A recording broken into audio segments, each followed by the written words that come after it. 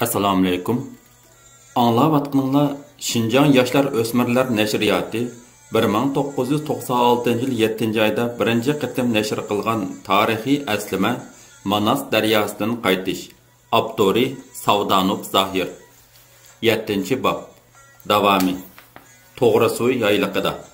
1946-yil 6-oyning 15-kuni Manas daryosi bo'yidan G'uljaga qarab piyoda yo'lga chiqqan burunqi G'ulja 4-polik qismlarini ratga solgandan keyin G'ulja piyoda 2-polki bo'lib 1946-yil 7-oyning 4-kuni G'ulja noyasiga qarashliq To'g'risuv yayliqiga saq salomat yetib keldi.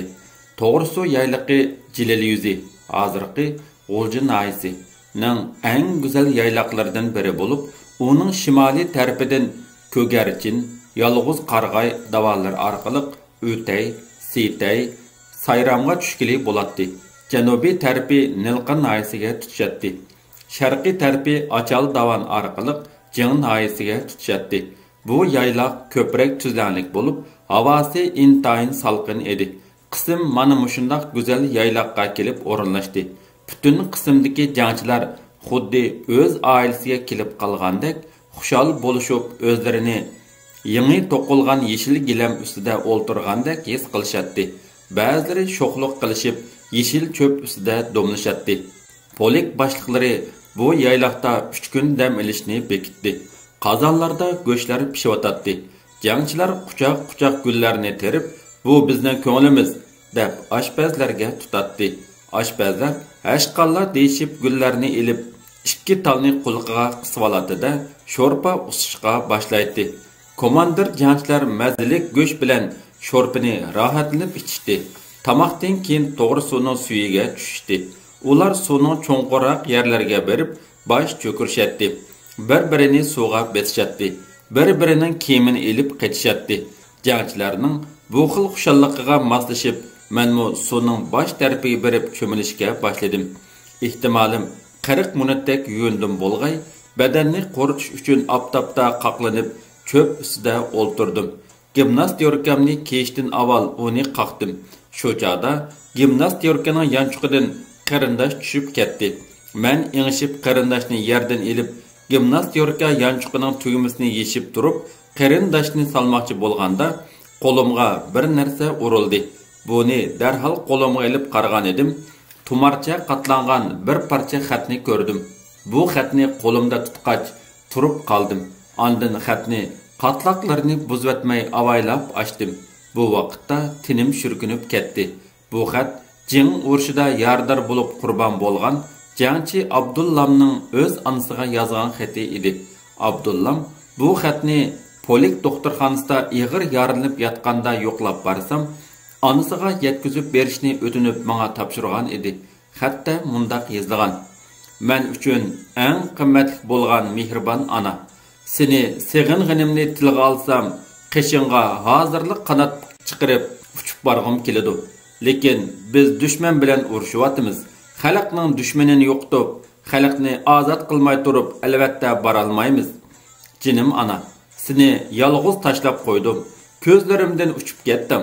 Sening menga eslib yig'lab, boshlarimni siylab, Batur bol qo'zam, men yolg'iz emas, ko'pchilik bilan birga deb so'yib uzatqining ko'z oldimdan neri ketmaydi.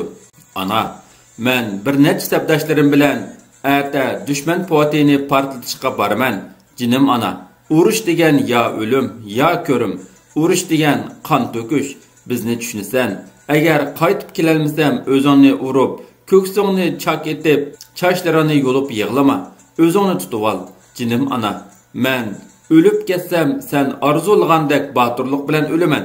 Bu men uchun baxt, albatta. Ko'nglini buzma. Sana atab bir nechta kuplet she'r yozgan edim. Bu balkim hayotimning oxiridagi yurak so'zlarim bo'lib qolar. Bu she'rim sana tasalli bo'lib qolar. Onajon yodimda bor, tinmay azob chekkanlaring, kechilarda uxlamay oq sut berib baqqanlaring. 18 yoshimgacha sharbat berib baqting meni, rozi bo'lg'in jon ona, amdi ko'rolmaysan meni. Chunki men dushman bilan maydonda jang qilgan edim, ko'plarini o'ltirib ko'krakka o'q yegan edim. Yığılamang canım ana, her joyda bardır bir ölüm. Çünkü içilmay tozidi 10 gülümdin bir gülüm. Hayır hoş ana. Ölüp ketsem bu qitim sana bir ömür teselli. Hayat kalsam sak salamet görüşermiz. Amma men oğulluk burchumni jazman ada qilman. Ana, bugün çüşüm buzulup qaptı. Çüşümde dadam chaqirgudek. Yugurupla chiqsam qo'limdan yetilab, qarang'u bir tar ko'chaga aketdi. Hayotimning eng oxirisida xat orqali sizning mehr shafqat yig'ib turgan ko'zlaringga suyib, xat yozg'uchi o'g'lim Abdullam 1945-yil 7-oy. Mening bu xatni tutib turgan qo'llarim ixtiyorsiz holda titrab ketgan edi. Men cho'nqur bir tartdimda, yanchuqimdan qo'l yog'liqimni ilib, ko'zlarimdagi yoshni surtdim. Xatni yana o'z petichla qatlab, mayda yanchuqimga soldimda, men cho'qim bu xatni Abdullamning onasini tepib, o'z qo'liga topshirman, dedim o'z o'zimga. Ondan o'ltirib, bir o'ram muhorkini chekdim. Shu an xiyolim allaqayoqlarga ketgan edi. Ko'zlarim bir nuqtaga tikilgan holda muni o'ylarga ketgan edi. Biz uni jing urushi qurbon bo'lganlar qatorida yuqorga ma'lum qilgan edik. Abdullamning onasi xabar topgan bo'lg'aytimi? Anglagan bo'lsa, qancha faryod urib yig'ilgandi. Men endi Abdullamning onasiga yozgan xatini opirib beraman. U ana mening bo'ynimni esib yig'laydi. Balam qani, mening qo'zam qani, u nimishqa siz bilan birga qaytib kelmadi deydi. Murlarim urib, ko'zlarimga telmirib, yalvorib turib, bolasini so'raydi. Bu itinishlik manzarga qandaqmo bardosh bergili, nima deb tasalli bergil bo'lar? Ey bechora ana, rost, u sening bag'ringni yerib tug'ilgan farzanding emasmi? Bularni o'ylab, butun vujudimni azobliq bir hissiyat chirmib olgan edi. Qayoqdandir meni izlab kelgan jangchining hurmatli shtab boshlig'i, siz bu yerda ekansiz-ku, degan jarangliq ovozi mening chigish va azobli xiyolimni buzib etdi. Men esimni yig'ib o'rnimdan turdim. Jangchi, men sizni bayatdan izlab bormoqqa yerim qolmadi, dedi. Men ko'nglimdagi beoromlikni yo'qotish uchun jangchining mo'risiga mehribonlik bilan yenikkina bir urib qo'ydim-da, uning bilan yurib ketdim. Komandirlar bir muhim ish bilan xilidan beri meni saqlab turgan ekan. Men kelishimga rota bo'yicha uyushtirgan chilishish musobaqasi boshlanganligini e'lon qildi. Her bir rotadan tanlangan chilishchilar chilishga tushdi. Chilishish nihoyatda qizib ketdi. Oxirida 2-batalyon 1-chi, 1-batalyon 2-chi, 3-batalyon 3-likni oldi. Shaxslardan 2-batalyon 4-rota jangchisi Qodir Mehmet 1-chi, 1-batalyon 3-rota jangchisi Tursunjon 2-chi, 3-batalyon 7-rota jangchisi Abdullah 3-chi bo'lib baholandi. Tanlangan palvonlar bilan chilishadiganlar bormi? Deb boshqurg'ichi varqirganda, chetda tomosha ko'rib turgan komandirlardan Abaydullam o'zini tutolmay, "Mana men tushay" debla maydonga kirdi. Tanlangan palvon jangchilar, "Biz komandirlar bilan chilishmayli, hurmatsizlik bo'ladi" deb turib oldi. Oxiri polik boshliqlarining qo'shilishi bilan Abaydullam birinchilikni olganlari bilan chilishib, bu yosh palvonlarni yengib oldi. Birdilla maydon ichida guldiraz olqish sadolari va "Urra" deb varqirashgan ovozlar yangrab ketdi. Polik shtabi atrofida ofitser jangchilar yig'ilgan yerda Abay aka skripkini qandaqdir bir mungluq kuyga chilvatdi. Atrofda jimjitlik hukm suratdi.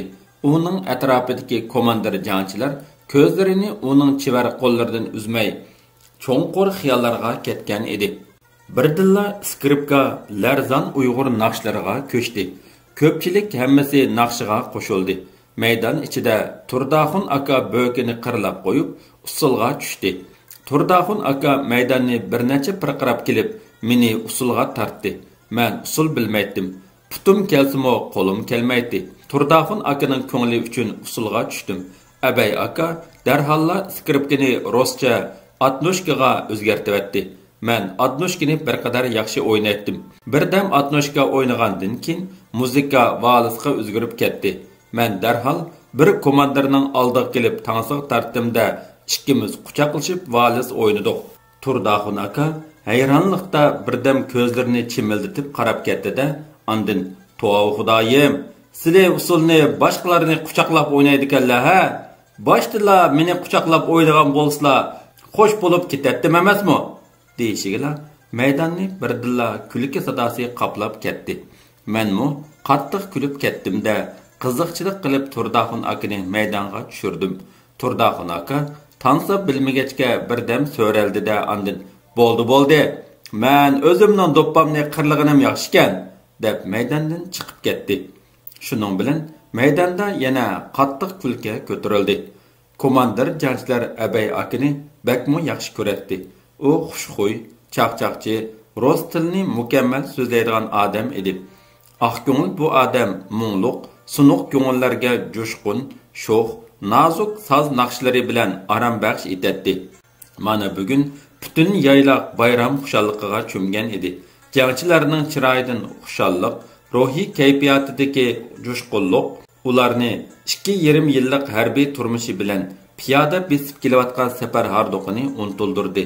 Shunda qilib, bugungi dam olish intayin ko'ngillik o'tdi. Jangchilar bugungi shodlikning kayfidan mast bo'lgan holda tatliq uyquga ketdi. Tong otdi. Havo bir oz bulutliq edi.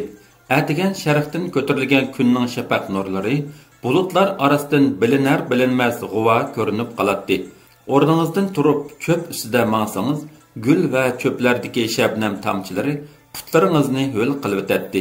Bu marvoyatdek shabnam tomchilari odamning tabiatning sehriy kuchiga bo'lgan zavqini qo'zg'aydi. Mana birdilla havo tutilishga boshladi. Yomg'ir qattiq yig'ib ketsa, bu ochiqchilik yaylaqda jangchilar qanday qilar? Nima bilan panohlanar? Kiyimlari ho'l bo'lib ketsa, qanday qilarmiz?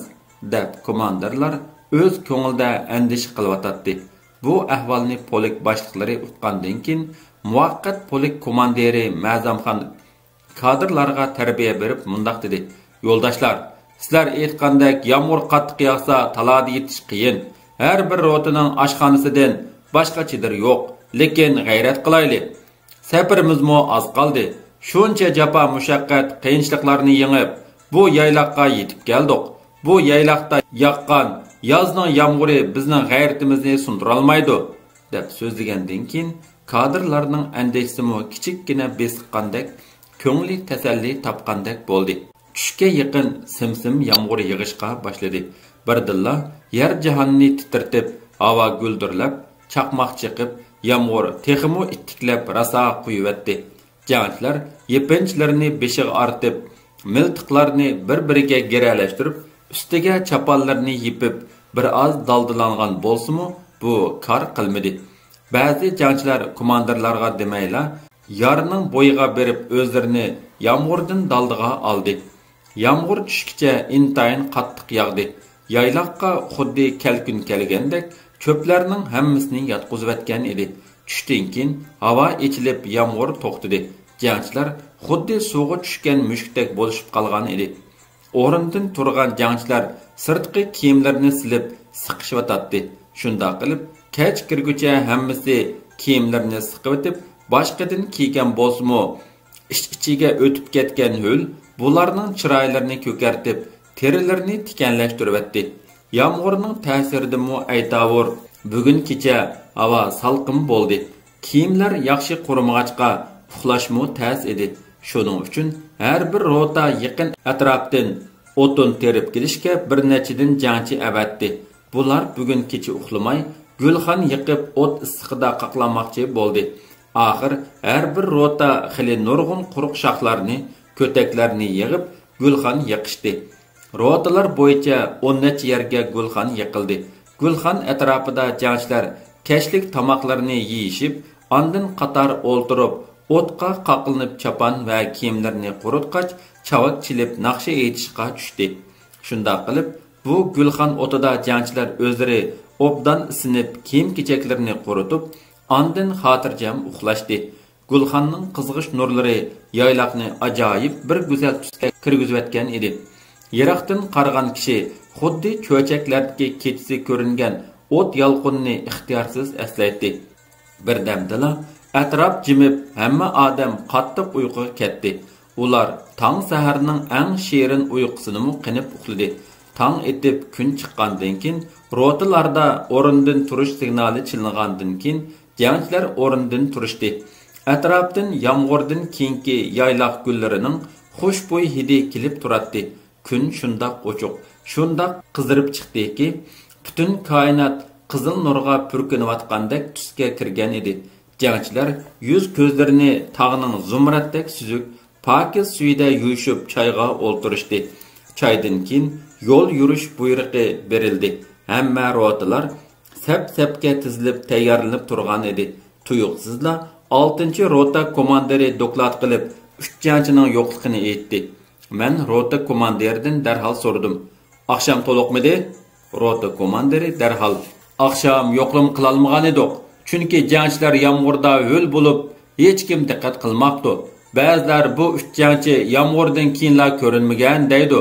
Biz boshqa rotalarga borgan o'xshaydi debdik. Akşam hammamiz o'z halakchiligimiz bilan bo'lib uxlab ketibdik, dedi. Men darhol, "Inoqlang, yomg'irdan burun ko'rganlar bormikin?" dedim. Rota komandiri yugurib o'z rotasiga ketdi-da, tizla qaytib kelib, "Tunugun yomg'ir qattiq yig'ishga boshlaganda ularning yar tarafga ketayotganligini g'ilpal ko'rganlar bor ekan", dedi. Men darhol ularni izlashni buyurdim.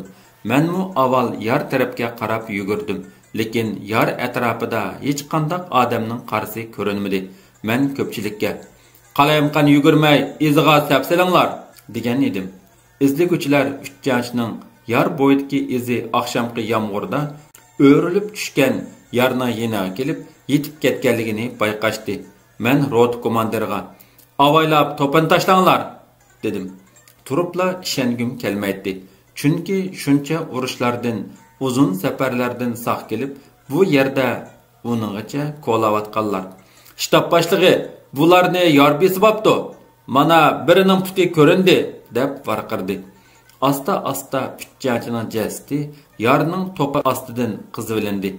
Tunugunki yomg'irda bu 3 jangchi hech kimga gap qilmay, mushu yarning levida yomg'irdan panohlanmoqchi bo'lib o'ltirgan. Yomg'ir qattiq yig'ish bilan heliqi yarning azroq bez ketgan yeri bo'lsa kerak, yomg'ir suyining sharqirab kirishi bilan heliqi yeriq asta-asta kengayib, jangchilarni besib olgan. Bu uchining beshi bir yerda bo'lib, uchlisi o'ltirgan peti jon uzgan ekan. Men bu 3 jangchining ichinishliq jasad ahvolini ko'rib, vujudimni qandaqdir bir titrak besib, ko'zlarimdan ixtiyorsiz holda yosh to'kildi. Ko'zlarimdan bulduqlab yosh to'kilgan holda jasadlarning yeniga bordimda, ularning ichilib qolgan ko'zlarini qo'lim bilan asta silab yumdirib qo'ydim. Andin atrofimda o'lishib turgan ko'pchilikka qarab, "Bular o'z ona yurtining go'zal yayloqlarini qiyolmabdi. Alaykumulloh" deb qo'ydimda berib, bu 3 jangchining ahvolini muvaqqat polik komandiri Ma'zamxonga ma'lum qildim. Polik boshliqlari maslahatlashib, bu 3 nafar jangchining jasadini mushu yerga dafn qilaylik deyishdi. Birdamdala yerliklar qo'linib ularning namozini tushirdik-da, shu yerga dafn qildik hamda ustiga yo'g'on bir toshni xotir belgi qilib tiklab qo'ydik. Bu ahvol butun polikdagi komandir jangchilar uchun baxt ichidagi baxtsizlik edi. O'z rotasidagi jangchilar tog' gullaridan gul chambarak yasab, bu 3 jangchining qabrisiga qo'yib qo'ydi. Muvaqqat polik komandiri Ma'zamxon ko'pchilikka qarab mundoq dedi: "Bu 3 sabdishimiz yaxshi yo'ldoshlardan edi. G'uljining yezilaridan yalangoyoq qochib chiqib, bizning inqilobiy sepimizga qo'shilgan edi. Bular ulug' maqsadni ko'ngliga tutgan. U bo'lsa vatan, xalq uchun, xalq dushmanlarini yo'qotib, ozodlik uchun zo'ravon kuchlarga qarshi qo'liga qurol tutib jang qilgan.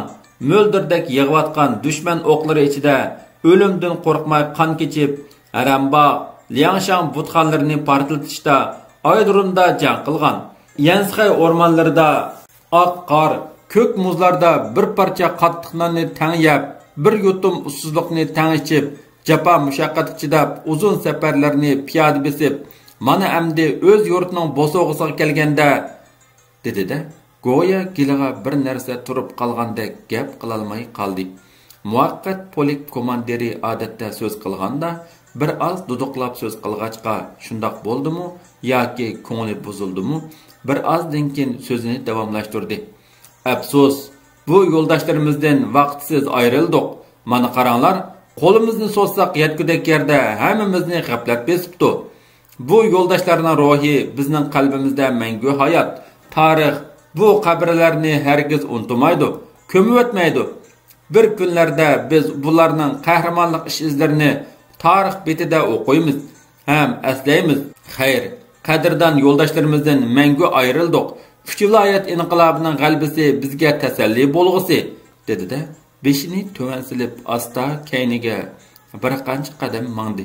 Lekin komandir jangchilarning ko'z yeshini to'xtatish bek qiyin edi. Ba'zilar hatto o'nsilib yig'ilishayotdi.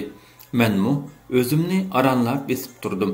Bu vaqtda men ko'pchilikka tasalli berish mazmunida bir qancha ig'iz so'zildim. Bu so'zlardan keyin yotqa yeringlar jannat bo'lsin deb qaytdik. Bu unutilmas uch qabrni hech kim tashlab ketishni xohlamayotdi. Bu ahvol hammamiz uchun eng ig'ir yo'qotish edi. Shu asnoda G'o'lchi tarafdan ikki otliq saqchi ot choptirib keldi. Ular yo'l ustida turgan 1-batalyon komandiridan "Polk boshliqlari qayerda turdi?" deb so'radi. Kombat polk boshliqlari turgan yerni qo'li bilan ishorat qilib ko'rsatib qo'ydi. Ular polk boshliqlari turgan yerga kelib otdan tushdi. Muvaqqat polk komandiri Ma'zamxon ularga qarab, "Sizlar nima odam?" deb so'radi. Saqchilar, "Biz G'o'ljidan urushda asirga tushgan 2000 ga yaqin go'mindan asirlarni 11 moddalik bitim bo'yicha go'mindan doiralariga o'tkazib berish uchun haydab kelyapmiz. Yo'limiz bir ekan. Mushu yerdan haydab o'tsak, jangchilar g'azabni biror ish chiqarib qo'yarmikin deb ansirab, sizlarning oldinglarga maslahatlashib uchun keldik", dedi. Ma'zamxon, "Qanday qilsak bo'ladi?" degandek menga qaradi. Men, "Sizlarning oldin kelib aloqalashganinglar obdan bo'pti. Bizning jangchilar 20 necha kun jafoliq yo'l yurdi. Jangchilarning topallari qapirib, oyoq kiyimlari yirtilib, putlari yor bo'lib ketdi. Shundoq bo'lsa-mu, yirtilgan oyoqlarini yamab, safarni davom qilib kelyapti. Jangchilarning kiyim-kechaklarimi yirtilib ketdi. Bu ahvolda asirlarga oppoq kalimana kadin ishton chapan, yangi oyoqlarni kiygizib, jangchilarning ko'z oldidan haydab o'tsanglar, albatta urush qilib qon to'kkan, qurbon bergan jangchilar g'azabini bosolmay, qo'lidagi quroldan asirlarga o'q chiqarib qo'yishi mumkin. Agar bunday ahvol yuz berib qolsa, uch viloyat vakillari Ahmad apandilarni yerga qaratib qo'ymiz. Shunga bunday ehtimoldan saqlanish uchun sizlar hozir qaytib berib, asirlarni avu ko'ringan tog' orqasidagi tuyuq yo'lga opirib dam oldirib turinglar. Bizning polk o'tib ketgandan keyin ondan sizlar o'z yo'linglar bilan mag'ininglar tuzuk", dedim. Muvaqqat polk komandiri Ma'zamxon "Shunday qilinglar" deb ularni yo'lga silib qo'ydi. Shuning bilan bizga yo'l boshlab kelgan Turdag'in akaga bir ot berib, qism nomidan rahmat aytib, saqchilar bilan billa asirlarni haydab, jinga uyga qayting deb yo'lga silib qo'ydik. Ba'zi jangchilar asirlarni haydab kelayotgan xabarni anglab qilib, Abdurhim Bolshevik, Osman Yangdoza, Abdul Tonguzlar bu aksiyachilarning raso adibini birayli deb hindikilarni mu harakatlantirib, pilmotlarga o'q solganligidan tizla xabar topdim. Ularning yana kelib, "Sizlar paylonlardan yininglar. Agar biror ko'ngilsizlik ish chiqib, 11 bitimga buzg'unchilik qilinsa, butun 3 viloyat vakillarimizning inovatiga ta'sir etadi. O'z hisiyatinglar bo'yicha ish qilmay, intizomga rioya qilinglar", dedim. Abdurhim Bolshevik darhalla, "Hurmatli boshliq, bizning go'mindan asirga tushgan askarlarimizni ularmi qaytarib beramdi?" deb so'radi. "Qaytarib berish mumkin. 11 bitimga shundoq yozilgan", dedim men. Boshqalar tanglab, "Nimani qaytardi? U jallodlar allaqachon bizning odamlarimizni o'ltirib tashlagandi", deyishdi. Shundoq qilib, men ularga obdan tarbiya berib, besib turib qaytib ketdim. Tushdan keyin polk yo'lga chiqdi. Lekin jangchilarning ko'ngli aromida emas edi. Ularning maylichi bo'lsa, go'mindan aksiyatlarini qilich bilan necha yuz parcha qilib o'chi chiqmaydi. Afsus, bu boshliqlarning siyosat deb odamni to'sib qo'yayotgani deb tit-tit bo'layotdi. Abdurrahim Bolshevik va nurg'un jangchilarning ko'zi yo'lning chetida edi. Hey, ular bir yerdan chiqib qolsa edi, deb u yoq bu yoqqa taqozolik bilan qarab qo'yatdi. Asirlarni tuyuq sayda to'xtatib turg'achqa, yo'lda hech qanday asirlarning qarasimi ko'rinmaydi. Polik to'g'ri suv yayliqidan g'arbga qarab ilgarilab, yarim kechada hozirgi G'ulji nahiya Oltunkan atrofiga kelib qo'nmoqchi bo'ldi. Ikki tog'ning orasi toshliq soy, soyning o'ttirisidan bir eriq tog' suyi eqib o'tadi. Suv toshdan toshqa urilib hayvat bilan sharqirab eqib turadi. Tog'ning yon oralarida ibtidoiy qor yog'ochlik bo'lib, onda sanda chorvachilarning tom uylari ko'zga chiliqib qoladi. Rotalar darhol qor yog'ochlikqa o'rinlashdi. Panjim xalqining o'z farzandlarini qarshi olishi. Bugun kecha xushalliqidan hech kimning uyqusi kelmadi. Ba'zilar o'zaro paranglashadi, ba'zilar tamoq chekatdi, ba'zilar uxlash uchun yotgan bo'lsa-mu, u yoq bu yoqqa o'rilib zodila uxlay olmadi. Chunki ular erta G'uljiga yetib boradi. Subhi ko'tarilishi bilanla ularning hammasi o'rnidan turib ketdi. Hammasining chiroyida baxt kulgisi jilvilinib turadi. Bugun G'uljiga yetib boramiz. Ata-ana, xotin bolalarimiz bilan ko'rishimiz deb aldirishayotdi. Bunda xushalliqda qo'rsoqning ochqini bilinmay qoladi ekan. Atiganda hech kimning choy ichgisi kelmadi. Hech kimning gilidan tamoqmi o'tmaydi. Bular uchun vaqt nihoyat so'zilib ketayotgandek edi. Dal soat 8 da Polik sep bo'lib yo'lga chiqishga tayyorlandi. Menish oldida muvaqqat Polik komandiri Ma'zamxon butun Polikqa tuvandagi mazmunda so'z qildi. Yo'ldoshlar, biz bugun kechga yaqin G'ulji shahriga yetib boramiz. Anglashlarga qaraganda yo'lda Qarayag'och mozorida ba'zi yo'ldoshlarning ota-onasi yoki oilasidagilar qarshi olishga chiqqan bo'lishi mumkin. Ular bilan ko'rishibla sepga qaytib menishi kerak. Bo'libmi Panjim yisiga kirganda xalqlar o'z ixtiyori bo'yicha sep tartib o'z farzandlarini qarshi olishi mumkin. Shuning uchun yo'l yurganda, xalq bilan ko'rishganda qo'l ilishib ko'rishib, qo'l ishorati orqali o'zingizlarning rahmatini bildiringlar. Agar meva-cheva sunsa, ig'iz tegib rahmat aytinglar. Panjim yisidan o'tgandan keyin bizga kelgan uqtirish qaraganda oq o'zdan ko'rik beshida G'ulja Ili viloyatining boshliqlari bizdan Polikning oldiga chiqib qarshi oladi ekan. Shunga yo'ldoshlar shu yerga borganda intizomga qat'iy bo'ysunib, harbiy formalarni tuzashtirib, boshliqlarga hurmat salom beringlar, dedi. Muvaqqat Polik komandirining so'zi tugagandan keyin olg'a yurish komandasi berildi. Butun Polik xushallik kayfiyati ichida olg'a ilgirlab mandi. Tushga yaqin Qarayag'och mozoriga yetib kelishi bilan nurg'unlagan ot arvalarda, ba'zilari sahrolardan kelgan ko'tak arvada, ba'zilari G'ulji shahrining kira xodik arvalarida, yana ba'zilar otliq, piyoda degandek ofitser jangchilarning ota-onalari, ayollari, kichik bolalar bo'lib qarshi ilishga chiqqan edi. Bularning ichida mening dadam ko'k bo'z ot qo'shgan xodik bilan qizim Asiyan elib ayolimmi kelgan ekan. Men ular bilan ko'rishib, qizimni qo'limga olib so'ydimda, onasiga qaytirib berib, "Endi sizlar qaytinglar" deb xo'shlashib, yana Polikqa qaytib keldim. Boshqalarning ota-onasi bilan ko'rishilishi uchun qism bu yerda 1 soat dam oldi. Ba'zilar yig'ilishib, ba'zilar quchoqlashib ko'rishayotgan, ba'zilar bolalarini ko'tarib cho'ng bo'lib ketibdi deb yuzlariga so'yib, ajoyib bir dag'dug'liq qaynam tashqinliq holat shakllandi. Shunda qilib 1 soat vaqtmi to'shdi. Polik olg'a qarab mandi. Qarshi ilishga chiqqan oila tabobatlar Polikning orqasidan billa agishib mandi. Polik chabdas qadamlar bilan mengib, yuqori Panjim yisiga kirish bilan butun Panjim turpan yuzi, hatto jilali yuzdan kelgan necha yuz ayol mahallaning ikki yon tarafida ratlik tizilib, qo'llariga patnus, sivat, tavoqlarda o'rik, olma, shaptul, üzüm, har xil mevalar, siyodan bilan tuxum surkab yiqilgan o'xshagan mayliq to'qach, tonur samsalari, sut qaymoq, tuxum qatorliqlarni ekilib, jangchilarga tutishdi. Haybatlik daqa dumboqlar bilan xalq qahramonlarini qarshi olamiz. qahramonlarga salom degan shuarlar atrofni larziga salatdi. Qizlar jangchilarga cho'risiga to'r tutilgan, ishlangan va chiroyli gullar ishlangan qo'l yog'liqlarni tashlaydi. Xalqning mundaq qarshi elishini hech qanday o'rin tashkillamagan yoki o'rnashtirmagan edi.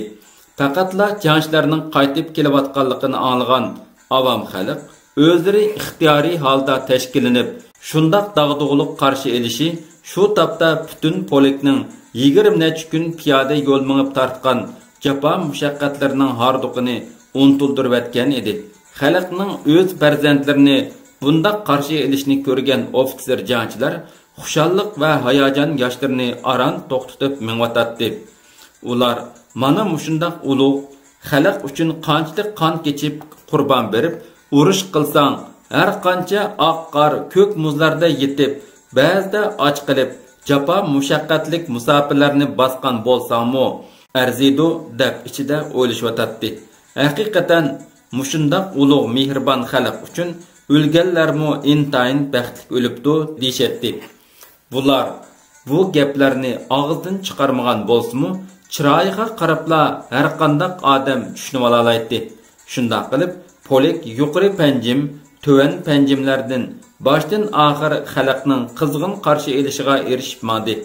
Ba'zi oqchashliq mo'maylar, oqsoqol bovaylar bu komandir jangchilarning umrining uzun va baxtli bo'lishi uchun qo'llarini egiz ko'tarishib, ko'zlaridan munchaq yoshlarini to'kishib duo qilishayotdi. Ba'zi ota-onalar, qavm qarindoshlar va bolalar qism bilan tang yugurib, madiya so'zlarini o'qib kelishayotdi. Ana shunda qizg'in qarshi elishlar orqali jangchilar oq o'stanga yiqilishib qolganligini sezmayla qoldi. Oq o'stan ko'ruk beshida. Polik to'van panjim yisidan chiqib, olg'a qarab ketib boradi. Kun tushdan qayrilgan bo'lib, havo intayin issiq ham ochiq edi. Oldimizga podpolkovnik unvoni taqgan o'ruq, egiz bo'yliq bir yosh yigit ot choptirib yetib keldi. U yigit salomdan keyin oq o'stan ko'ruk beshida viloyatning boshliqlari, hojamlar qarshilab chiqdi. Sizlarni kutyotdi degan xabarni yetkazib qo'yib ketdi. Polik boshliqlari mingishni to'xtatish komandasi berdi. Polik shtabidagi ba'zilar u kim deb so'rashdi. Vay, bu yiliqi g'ashir qor yog'di-ku deyishdi. Yana ba'zilar bu qaysi urushlarga qatnashib, shuncha oltin kumush ordenlarni va mundaq yuqori unvonlarni olgandi deydi. Ba'zilar bu medallarni qanday qiladi? To'ra hojamlarning taxsini ko'tarib olmamdi deyshadi. Bu vaqtda muvaqqat polik komandiri Ma'zamxon so'zlab, ko'ruk beshiga borganda harbiy formni obdan tuzashtirib, shapkalarni tuz kiyib, qurolni ustab bo'yicha tutish lozim. Paraddan o'tib, hurmat salmi beramiz. Oyoqlarimizni takish tashlab mengishimiz kerak dedi. Jangchilar o'zaro bir-birining harbiy formalarini, beshidagi shapkalarni tekshirib tuzashtirdi. Avtomat tutqanlar avtomatni oldiga ilib, ikki qo'li bilan tutishib, miltiq tutqanlar miltiqni mursiga ilib, pilimot tutqanlar pilimotni o'ng qo'li bilan tutib, so'l qo'li bilan pilimot stolini tutib, ikki qo'lini oldiga ilib, haybatli qadamlar bilan mandi. Minomyot rotsi o'z minomyotlarini ratlik ko'tarib mandi. Mana endi oq o'stan ko'rikiga yaqin keldik. Oldimizda odamlar to'pi ko'rindi. U yerda kichik mashinalarmi bor edi.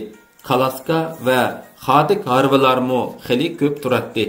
G'o'ljidagi idora, jamiyat kadrlari, milliy armiya shtab boshliqlari, harbiy organ kadrlarimi qarshi elishga chiqqan edi. Ko'rik beshiga kelishimiz bilanla muvaqqat polik komandiri Ma'zamxon Ili viloyatining valisi Yekimbay hojamga doklad qildi. Hojam jangchilarga so'z qildi. U o'z so'zida: "Bolalarim, sizlarning sog' salomat qaytib kelganlarni qarshi olamiz. Sizlar qahramon, sizlar botur, hamma boylik sizlarning. Sizlar aziz jinonlarni tikib, issiq qonlarni kechib, oq qor, ko'k muzlarda dum yetib, dum qopib, jafo mushaqqatlarni yengib, dushman bilan boturlarcha jang qildinglar. Ba'zi sabdoshlaringlar urushda qurbon bo'ldi. Ularning yatqa yeri jannat bo'lg'ay. Endi 11 moddalik tinchlik bitim bo'yicha Manas daryosi bo'yidan qaytib keldinglar. Bu sizlarning qon to'kib qilgan ko'rishinglarning natijasidir. Hammanglarga rahmat deb so'zini tugatdi. Jangchilar qizg'in chavakchilishib o'z roziliklarini bildirishdi. Ekinbey Xo'jamning so'zidan keyin butun polik haybat bilan uzun sap bo'lib paraddan o'tdi.